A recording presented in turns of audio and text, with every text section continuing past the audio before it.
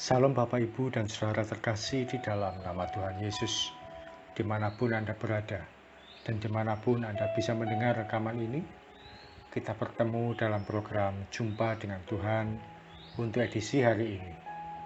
Sebagai dasar kebenaran firman Tuhan, saya akan bacakan dari 1 Raja-Raja 17 ayat 15 sampai 16.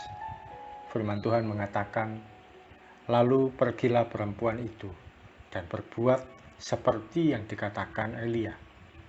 Maka perempuan itu dan dia serta anak perempuan itu mendapat makan beberapa waktu lamanya.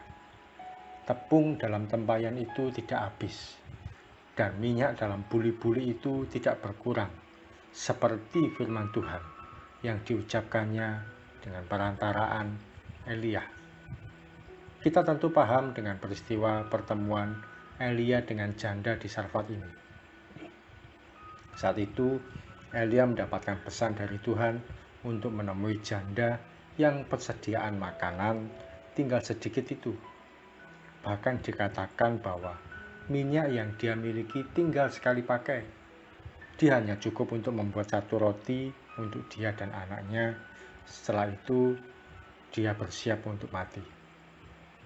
Saat itu krisis sedang melanda bangsa Israel. Kekeringan melanda sekian waktu tanpa tahu kapan berakhirnya. Elia lalu datang pada janda itu dan meminta supaya dibuatkan sepotong roti. Janda ini mengikuti perintah Elia, walaupun awalnya terpaksa. Ajaib sekali, setelah roti itu dibuatkan, berikutnya minyak goreng yang dipakai oleh janda itu, yang mestinya tinggal sekali pakai, menjadi tidak habis-habis. Setiap kali dituang, minyak ini ada terisi lagi dalam botol tersebut. Janda ini menabur minyak, menuai minyak juga. Saya ingat bulan Mei tahun 1998, beberapa hari setelah peristiwa turunnya Presiden Soeharto, di kota Surabaya diadakan konferensi anak-anak muda selama 3 hari. Nama acaranya Youth National Conference, diadakan di sebuah gereja di Jalan Manyar, Surabaya. Acara ini dihadiri oleh ribuan anak-anak muda dari berbagai daerah di Indonesia. Saya termasuk yang ikut, karena saat itu acara diadakan tanpa biaya. Pada hari ketiga, yaitu Rabu siang, diadakan acara presentasi tentang pembangunan rumah doa. Di akhir presentasi, pembicara menyampaikan akan ada persembahan untuk mendukung pembangunan rumah doa itu. Saat amplop coklat persembahan diedarkan, saya mulai bergumul. Saya mau memberi apa tidak ya? Saya hanya punya uang 5.000. Bayangan saya pulang dari acara, karena saya naik sepeda angin, tentu kepanasan. Saya akan beli minuman es di pinggir jalan. Tapi tiba-tiba di hati saya bergetar, ada satu dorongan untuk memberikan buat persembahan pembangunan rumah doa. Saya masih muda, saya tidak langsung mengiyakan dorongan itu. Uang ini cuma satu-satunya. Saya tidak ada uang lagi. Saya juga berpikir, masih ada orang lain lagi yang memberi dan tentu lebih mampu, lebih banyak jumlahnya dari saya. Saya berdoa dan berkata, "Tuhan, uang saya tidak banyak. Maaf, saya tidak bisa memberi." Saya mendengar Tuhan berkata, "Aku tidak minta banyak anakku, tapi aku minta semua." Pada akhirnya ketika amplop persembahan itu melintas di depan saya, tanpa pikir panjang, saya berikan uang 5.000 saya itu. Uang satu-satunya. Yang tidak ada uang lain lagi. Saya masih sekolah, belum bekerja. Saya mau taat saja untuk mendukung pelayanan itu. Soal beli es, itu urusan belakangan. Setelah memberi, rasanya lega sekali. Seperti ada beban yang terlepas. Sepulang dari acara, saya harus menahan haus dan menahan lelah di tengah panasnya kota Surabaya. Sampai di rumah, saya ingat sekali. Mama saya meminta supaya saya menyerahkan sebuah barang titipan pada temannya. Saya baru pulang, capek, Tapi saya tetap ikuti apa yang mama saya perintahkan. Saya datang ke rumah temannya mama saya di jalan yang lain, ya maksudnya di kampung yang lain, dan saya berikan titipan mama saya itu. Saya tidak menduga ketika saya pulang lagi ke rumah, mama saya memberikan kepada saya sekedar uang lelah, atau istilahnya itu saya dapat upah karena saya mengerjakan apa yang dia perintahkan. Anda tahu berapa uang yang saya terima? Saya menerima uang dari mama saya sebesar Rp5.000. Pada akhirnya saya tidak kehilangan uang.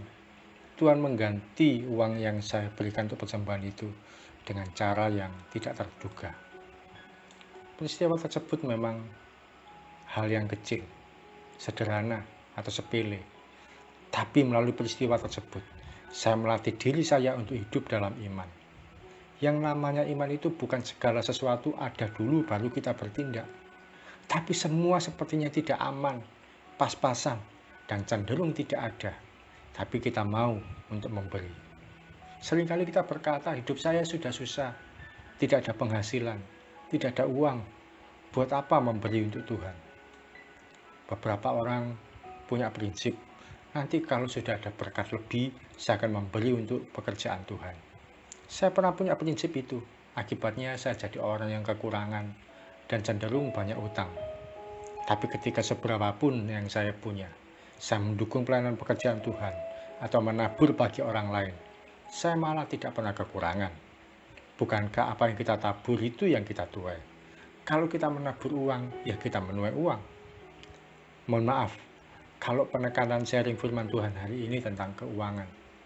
Sebab hari-hari ini ada begitu banyak orang yang merasa kesulitan ekonomi, sehingga membuat hidup mereka menjadi tidak berdaya. Akibatnya, saat berdoa, seringkali hanya fokus supaya Tuhan Yesus memberkati dan menolong secara keuangan. Tapi bagaimana mungkin diberkati secara keuangan kalau tidak pernah menabur? Lalu bagaimana kalau kondisi memang tidak ada uang, Pak? Apa yang harus ditabur? Anda yang perlu uang, cari orang lain lagi yang juga mengalami kekurangan dan doakan mereka. Saat itu kita sedang menabur iman untuk kehidupan orang lain supaya mengalami hal yang lebih baik. Hari-hari ini ada banyak kebaikan Tuhan yang kami alami. Pemeliharaan Tuhan begitu sempurna. Kami tidak lagi mengeluh mengenai keuangan, mengenai kekurangan atau situasi kesulitan. Sekalipun kondisi keuangan kami juga tidak selalu berlebihan. Mengapa demikian? Saat kami ada uang, kami salurkan ke orang lain, meskipun jumlahnya tidak besar. Kami membelikan buku untuk anak sekolah, untuk bayar SPP anak yang tidak mampu, menolong orang lain melalui keuangan. Bahkan saya juga pernah membayarkan retreat untuk seorang siswa, dan sebagainya. Meskipun keuangan yang saya terima saat itu tidak banyak. Saat itu ketika saya bekerja, uang yang saya dapat selama 1 bulan ya sekitar 500-600 ribu. Tapi saya masih harus memberkati seorang anak lain seorang siswa yang dia sedang dalam kondisi tidak ada uang untuk membeli buku, untuk membayar sekolah dan sebagainya. Hasilnya Tuhan memelihara begitu ajaib. Ada saja cara Tuhan memelihara kehidupan pribadi maupun kehidupan pelayanan kami. Apa yang kita tabur itu yang kita tuai. Jangan sekalipun menunda ketaatan untuk memberi yang terbaik bagi Tuhan, supaya kita juga tidak ditunda untuk menerima berkat Tuhan. Ketika Tuhan memberkati kita seberapapun, jangan lupa menabur untuk pelayanan pekerjaan Tuhan, untuk menabur bagi kehidupan orang lain yang dalam kekurangan.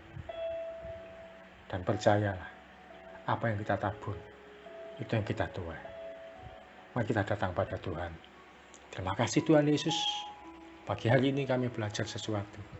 Kami mau belajar untuk menjadi pelaku firman-Mu, untuk menabur bagi pelayanan pekerjaan Tuhan, menabur bagi kehidupan orang lain yang dalam kekurangan, menabur bagi orang-orang yang dalam situasi tidak berdaya, sekalipun kondisi kami sendiri juga tidak mudah secara keuangan. Sebab kami percaya Tuhan, Apa yang kami tabur, itu yang kami tuai. Apa yang kami berikan, satu kali kami juga akan mendapatkan.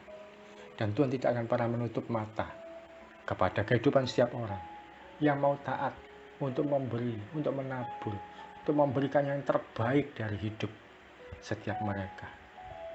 Ampunin kami Tuhan kalau selama ini hanya melihat kepada diri kami sendiri, merasa kurang, tidak mampu, dan merasa kesulitan. Tapi kami mau belajar melihat Tuhan yang tidak pernah berhutang pada setiap anak-anaknya, yang mau memberi, yang mau melayani, yang mau memberkati orang lain. Di dalam nama Yesus kami berdoa dan mengucap syukur kiranya kemurahan Tuhan, keajaiban Tuhan dinyatakan ke setiap anak-anak-Mu ya Tuhan, yang mendengar rekaman ini, dan berkati dari pagi sampai malam dan sepanjang umur hidup mereka. Dalam nama Tuhan Yesus, amin. Selamat menjadi pribadi yang taat, termasuk dalam hal keuangan. Salam dari saya, Ogi Raharjo dari Mitzvah Ministry. Tetap setia sampai garis akhir. Tuhan Yesus memberkati.